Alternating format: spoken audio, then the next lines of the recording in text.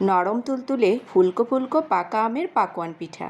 এই পিঠাগুলো তৈরি করা খুবই সহজ। আম থাকতে থাকতেই এভাবে একবার পাকোয়ান পিঠা বানিয়ে দেখবেন, খেতে ভীষণ ভালো হয়। তৈরি করা তো খুবই সহজ। আমি আপনাদেরকে খুব সহজভাবে এই পিঠার রেসিপিটি শেয়ার করেছি, আশা করছি আপনাদের কাছে ভালো লাগবে। প্রথমে প্যানের মধ্যে নিয়ে নেব পাকা আমের পিউরি 1 বাটি পরিমাণ। মিষ্টির জন্য এখানে চিনি ব্যবহার করছি হাফ বাটি পরিমাণ।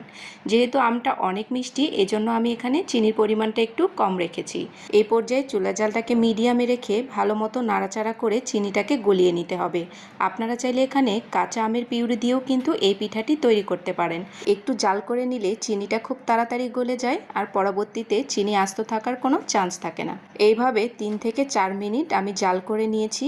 এরই মধ্যে চিনিটা পুরোপুরি গলে গেছে।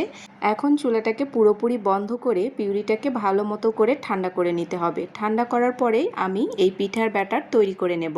তো 5 মিনিটের জন্য আমি এটা ফ্যানের নিচে রেখেছিলাম, পুরোপুরি ঠান্ডা হয়ে গেছে। তো আরও কিছুটা নাড়াচাড়া করে নিচ্ছি। এখন আমি এর মধ্যে চালের গুঁড়া অ্যাড করে নেব। আপনারা ভিজা অথবা শুকনো যে কোনো চালের গুঁড়াই ব্যবহার করতে পারেন। প্রথমে 1 বাটি পরিমাণ চালের গুঁড়ো দিয়ে নিয়েছি। এরপর নাড়াচাড়া করে ভালো মতো মিলিয়ে নিতে হবে। যেই বাটি দিয়ে আমি পিউরি এবং চিনি মেপে নিয়েছি সেই বাটি দিয়ে আমি চালের গুঁড়ি এখানে দিয়ে নিচ্ছি। তো আবারও হাফ কাপ পরিমাণ চালের গুঁড়ি দিয়ে নিয়েছি। তো মোটমাট এখানে প্রায় 2 বাটির মতো চালের গুঁড়া লাগবে। তো ভালো মতো করে নাড়াচাড়া করে এটা মিলিয়ে নিয়েছি। তো দেখুন কিছুটা শক্ত হয়ে গেছে। এই পর্যায়ে 4 টেবিল চামচ পরিমাণ দুধ অ্যাড করে দিচ্ছি। আপনারা চাইলে এখানে পানিও ব্যবহার করতে পারেন, তবে দুধ দিলে এর টেস্টটা অনেক বেশি ভালো আসে। পিঠার ব্যাটার পুরোপুরি রেডি হয়ে গেছে। তো দেখে বুঝতে পারছেন আমি কতটা ঘনত্ব রেখেছি।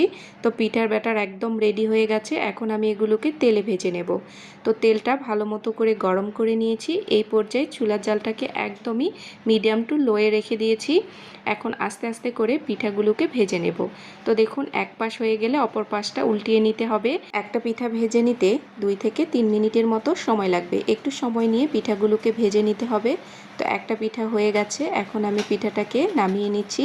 তো এইভাবেই আমি সবগুলো পিঠাকে ভেজে নেব। তো আরও একটি পিঠা আমি আপনাদেরকে ভেজে দেখাচ্ছি। তো দেখুন চালটা কি পর্যায়ে আছে, একটু বুদবুদ করে তেলটা ফুটতে থাকবে। আর এই পর্যায়ে পিঠাটা হয়ে এসেছে। এখন অপর পাশটাও ভেজে নেব। আর পিঠাগুলো তেলটা যখন পারফেক্ট গরম হবে পিঠাগুলো কিন্তু পারফেক্টভাবে প্যান থেকে উঠে আসবে। খুব সুন্দর করে পিঠাগুলো আপনারাও তৈরি করে নিতে পারবেন। তো সবগুলো পিঠা একই রকমভাবে ভেজে নিয়েছি। তৈরি হয়ে গেছে নরম তুলতুলে ফুলকো ফুলকো পাকা আমের পাকোয়ান পিঠা। পাকা আমের এই পিঠাগুলো খেতে বেশ দুর্দান্ত। আপনারা অবশ্যই বাসায় একবার হলেও এই সময়ে তৈরি করে দেখবেন। যদি রেসিপিটি ভালো লেগে থাকে শেয়ার করে দেবেন, যাতে অন্যরাও দেখে বানিয়ে নিতে পারে।